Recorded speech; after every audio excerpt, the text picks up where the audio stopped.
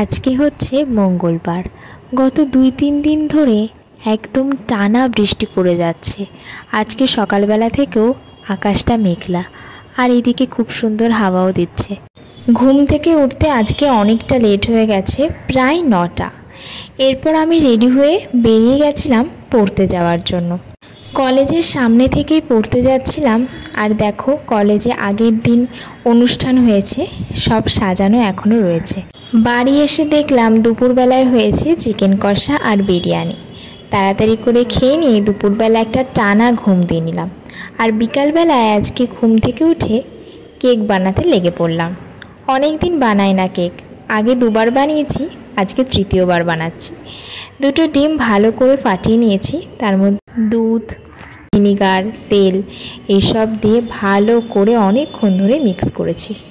তারপরে চিনিটা ভালো করে পেস্ট করে নিয়েছিলাম, সেটাই দিয়ে দিয়েছি। তারপরে দিয়েছিলাম ময়দা, কর্নফ্লাওয়ার, বেকিং পাউডার, এইসব দিয়ে ভালো করে মিক্স করে একটা সুন্দর ব্যাটার বানিয়ে নিয়েছি। তারপর একটা বাটিতে একটু তেল লাগিয়ে তার মধ্যে একটু ময়দা ছড়িয়ে দিয়েছিলাম। তারপরে ব্যাটারটা ভালো করে দিয়ে একটু নেড়ে ছিটে নিলাম, যাতে ভেতরে কোনো হাওয়া না থাকে।